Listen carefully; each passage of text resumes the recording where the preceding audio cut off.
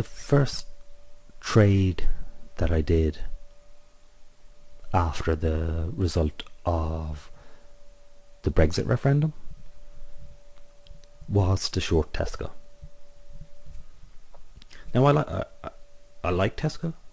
I'm a customer. I love their online shopping. Very handy. But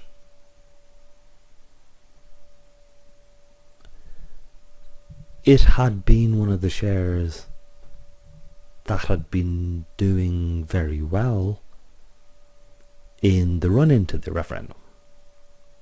So I reckoned that the market had priced in a Remain vote and that this was good for Tesco. So if the result was a shock, then the winners in the run-up to the vote would now be the losers. Unfortunately, it's more complicated than that. So here's the max, the long-term picture of Tesco shares. They kind of peaked in the 2007-8-ish, that bubble boom, and it's been pretty much down since. And by down, we expect to see failed attempts to get back to where it had been, and then finding it easy to keep falling. So you get, I'll zoom in a bit, so 5 years.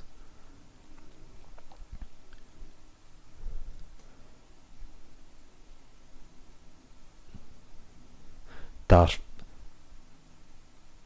when it falls, it's unable to get back up to where it had been before. Then when it falls again, it actually falls, we get lower lows. It falls even lower than it did the last time. So it's finding it very easy to fall lower, finding it hard to get back to where it had been before.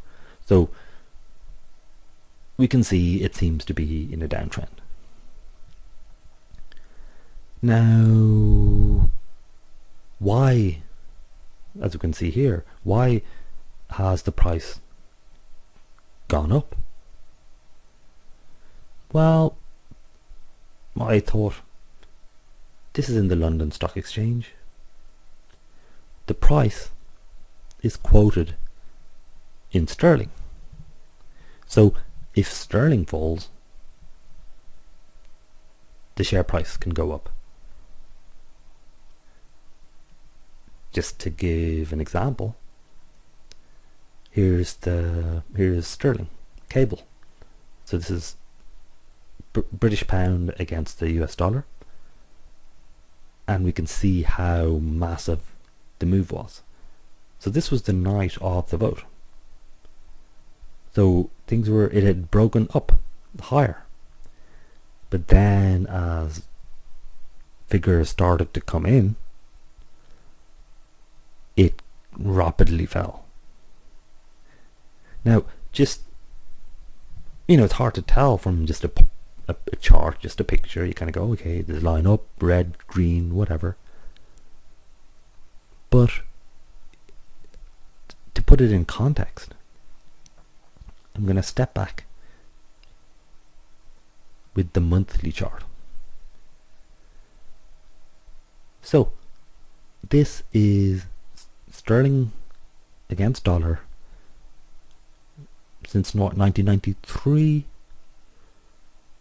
So what, 4 years? It's never been this low. So this isn't just it's dipped, it's fallen a bit.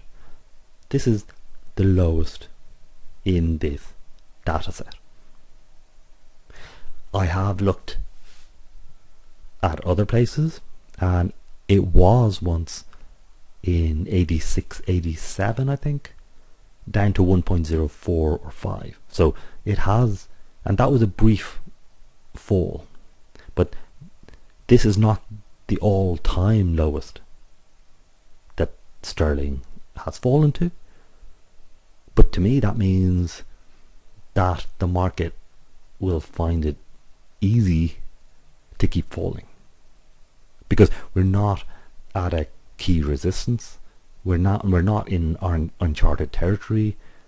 It can comfortably keep falling. Now,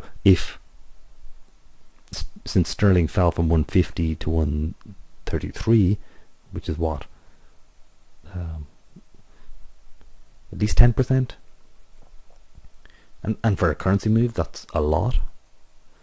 Though we see, after the financial crash, it fell even more, because that's when it did huge QE and that kind of stuff.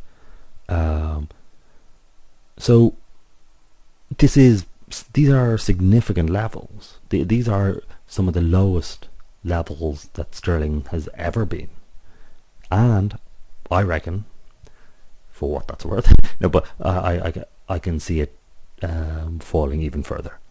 And so, if sterling falls 15% and falls another 15-20%, Tesco should, in sterling, go up, even though the basic trend is down. That said,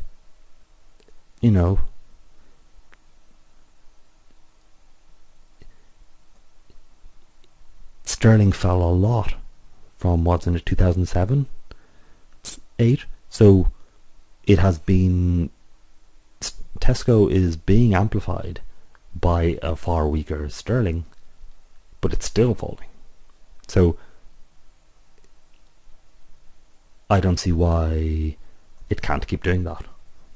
I mean, so sterling falling on its own is not enough to basically change this downtrend. It's not enough to prevent Tesco from struggling to get back to highs where it had been before, and just keep going lower and lower. So then I went to Google and said, well, what shares are good and bad affected by Brexit? And loads of things came up, but 3 stocks that could sink in Q3. Okay, there's Tesco. Now, what does it have to say? I'll have the links to these websites in the description below the video. See, Shopping Giant hasn't performed so well during the outgoing quarter. The stock's falling 20% since the end of March.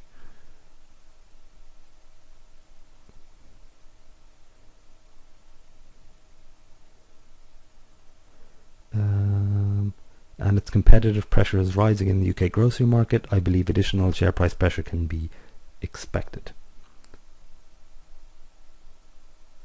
Okay, so it didn't really say much, but it is kind of bearish on Tesco there.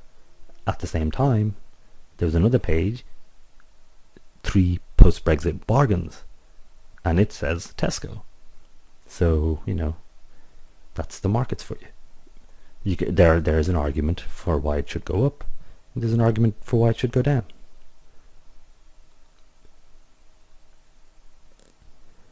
Now, the thing is, if the UK does enter a recession, which people were kind of expecting, and Tesco has kind of sold off or is selling off its offshore activities and focusing on the UK, well then, essentially, Tesco has placed its bet on an economy which is entering a recession, perhaps.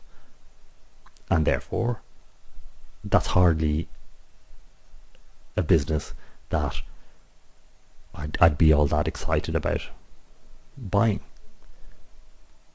So that is basically a quick, getting a sense of what's going on in a post-Brexit world. Then I kind of went, well, okay, so we're seeing sterling falling.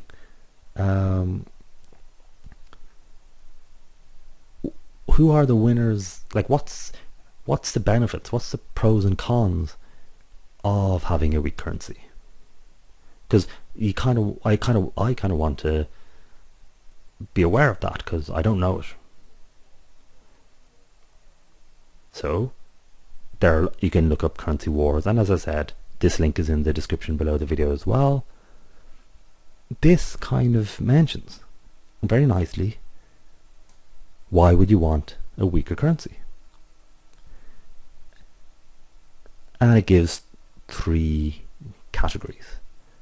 So export growth, that makes sense. I mean, if your currency is weaker, your products are cheaper, so it is easier for businesses to export. Rising inflation. Well, at the moment, the developed economies are facing deflation. So basically, they would want, I should say we would want, because I'm in Europe and we have problems with inflation. So having a weaker currency will help inflation. Note, the Eurozone has done big QE the last while, and the euro has devalued against sterling, against the dollar significantly. It was 147 not so long ago, and now it's what, 112. So the Eurozone is benefiting from a weaker currency. The Germans are able to export. They were able to export very well, even when at 147, at 112 or whatever, it's Christmas. Relief for debtors. Hadn't thought about that. But, if you have all these people who have taken out a big mortgage or are basically in debt, which is the case for a lot of people, well then they owe that money in sterling. So if sterling goes down by 30%, their debt actually goes down by 30%. Assuming, that the economy is competitive, so wages will go up as companies do better since they're able to export more. The basic the trade balance should improve, because not only should a weaker currency help export growth, it means that for people who are in other currencies, when they try and sell their things into England or into Europe, their prices have gone up by 20-30%. So that's far less attractive. So this is the first look, laying the basic framework that we should be using in this period. We could look at these categories and try and pick out investments. So we want to buy shares of companies that will benefit from export growth. Perhaps Rolls-Royce. They sell their jets. They're very competitive anyway, but if the currency goes down, their profit margin can shoot up. What I would do would basically look at the movers in the stock market. So the way they have the pages with the the top gainers today, the top losers today. So just look at the top 5 or 10 that show up, and the same ones will turn up. And you'll be able to kind of go, oh, this seems to be winning. I should buy some of that. So basically standard trading. Same way, same thing that we do when we're buying into a bubble. Buying into anywhere where there's growth. So there's going to be there are going to be certain shares, companies that are going to be winners, that are going to really benefit from the current change in environment, and there are going to be losers, ones who keep doing badly. So we want to be shorting those. So at the moment, it looks like banks are facing pain because they borrow in the short term interest rate and lend at the long term. At the moment, interest rate differentials are falling, so banks are unable to make money. Again, that shows up just by the fact that, you know, Barclays, Royal Bank of Scotland, their share prices are being crushed.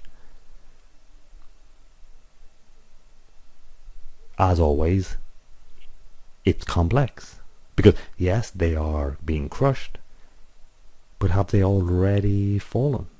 Has the fall been too steep? So there's no riskless strategy here.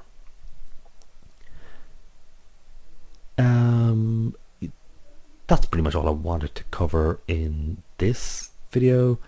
If you have any strategies, picks, like where do you think, who do you think are going to be the winners in this? Is it good for the UK? Because having its own currency and being able to devalue it should give its businesses a competitive advantage. Or will it mean that they end up having to pay higher interest rates?